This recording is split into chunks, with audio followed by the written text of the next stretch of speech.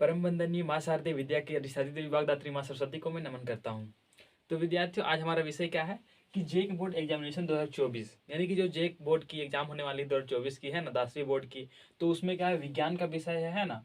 उसमें हम लोग क्या है कि जो मॉडल प्रश्न पत्र है ना, मॉडल पेपर, यानी कि क्या, मॉडल मॉडल पेपर जो है हमारा है ना, विज्ञान का।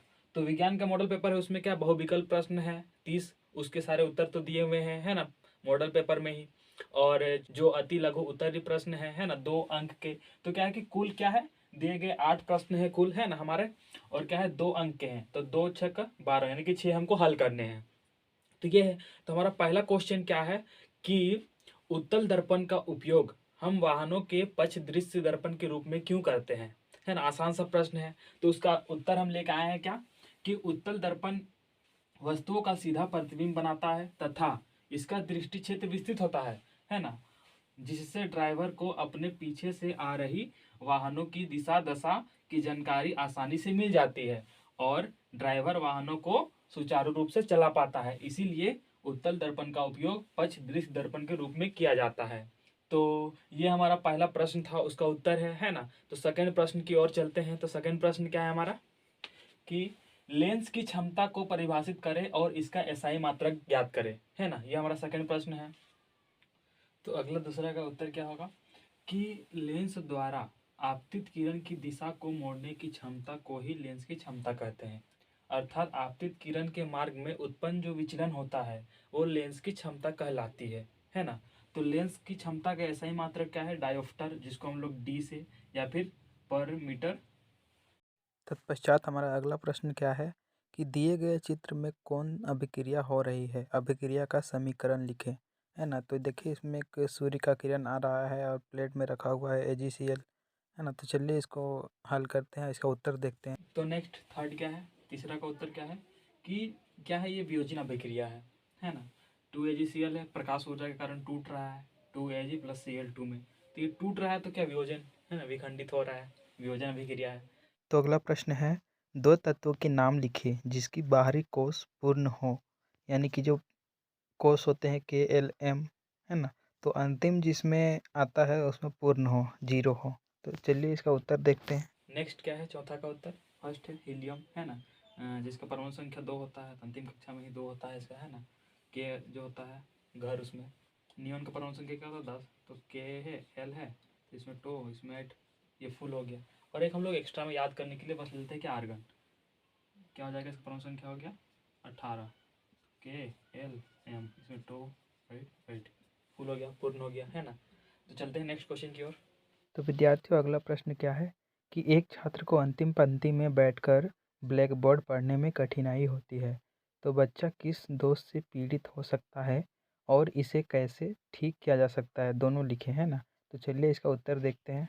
तो नेक्स्ट जो पांचवा क्वेश्चन है उसका उत्तर क्या है, कि यदि छात्र को अंतिम पंक्ति से ब्लैक बोर्ड पढ़ने में कठिनाई हो रही है तो उसे निकट दृष्टि दोष है, यानी कि दूर बैठा है तो उसको दूर की चीज़ें नहीं दिख रही, तो उसको क्या है, निकट दृष्टि दोष है। और क्या है, इसे अवतल लेंस की चश्मे के उपयोग से ठीक किया जा सकता है। तो नेक्स्ट चलते हैं अगले प्रश्न की ओर। तो विद्यार्थियों अगला प्रश्न है क्या कि समजातीय श्रेणी क्या है, यानी कि होमोलॉगस सीरीज क्या होता है ना। तो इसका चलिए उत्तर देखते हैं। तो प्रश्न 6 का उत्तर क्या है, कार्बनिक यौगिकों का वह श्रेणी जिसके सभी सदस्यों में एक ही अभिक्रियाशील समूह रहता है और जिसके किसी भी दो कर्माकर सदस्यों के आणविक सूत्र के बीच का अंतर हमेशा CH2 होता है ना। तो कार्बनिक यौगिक का वह श्रेणी जिसके सभी सदस्य में एक ही अभिक्रियाशील समूह रहता है ना, उसको क्या बोलते हैं हम लोग, समजातीय श्रेणी, है ना। समजातीय श्रेणी उसी को कहते हैं। तो उसमें आपको स्पष्ट हो गया होगा कि समजातीय श्रेणी किसे कहते हैं। तो चलते हैं नेक्स्ट प्रश्न की ओर। तो अगला प्रश्न क्या है, विखंडन बहुखंडन से किस प्रकार भिन्न है ना। किस प्रकार इसमें डिफरेंस होता है, तो चलिए इसको देखते हैं आगे उत्तर। तो अगला जो 7वां प्रश्न है उसका उत्तर क्या है, कि विखंडन में एकल कोशिका बेटी कोशिकाओं में विभाजित होती है, जबकि बहुखंडन में एकल कोशिका कई कोशिकाओं का उत्पादन करने के लिए संख्या में गुना होती है। तो ये दोनों का हम लोग क्या है, अंतर था वो हमने बताया, विखंडन और बहुखंडन का, है ना। तो विद्यार्थियों अगला प्रश्न क्या है कि पर्यावरण को बचाने के लिए 5 प्रकार के आर क्या होते हैं, है ना। तो इन्वायरमेंट को सेव करने के लिए 5 टाइप्स ऑफ आर क्या है, चलिए उत्तर में देखते हैं। तो क्या है, पर्यावरण को बचाने के 5 आर निम्न हैं। पहला क्या है, refuse. Second, reduce. Third, reuse. Fourth क्या है, रिपर्पस। और फिफ्थ क्या है, रिसाइकल, यानी कि इनकार करेंगे कि हमको ये नहीं उपयोग करना है। रिड्यूस मतलब कम उपयोग करेंगे, है ना। फिर क्या है, रीयूज़ करेंगे यानी कि पुनः उपयोग करेंगे उसको, बार बार एक चीज़ को, है ना। फिर रिपर्पस क्या है कि पुनः प्रयोजन करेंगे उसको। और क्या है, रिसाइकल मतलब पुनः चक्रण, यानी कि फिर से उसका उपयोग करेंगे, है ना, जिसका उपयोग पहले कर चुके हैं। तो थैंक यू, है ना। तो आज हमारा क्या, जो 2 अंक के प्रश्न थे, 8 प्रश्न, उसमें से 6 हमको हल करने हैं एग्जाम में, लेकिन हमने 8 का यहाँ पे हल किया, है ना। आपको जो सहूलियत हो, जो आसानी लगे, उसको आप हल कीजिए, है ना। बाकी हो गया सारा हल। और नेक्स्ट क्या है, नेक्स्ट वीडियो में चलेंगे जो आगे 3 अंक के प्रश्न है उसको लेकर, है ना। तो आशा उम्मीद है कि आपको सारे प्रश्न के उत्तर सही से सटीक से समझ में आ गए होंगे। और आशा उम्मीद है कि आप लोग तैयारी जम के कर रहे होंगे, है ना। और सभी लोग, है ना, अपने माता पिता के जो उम्मीदों पे खरे उतरेंगे, यही आशा उम्मीद है, और परमपिता परमेश्वर से यही कामना रहेगा। तब तक के लिए धन्यवाद। Thank you, all the best.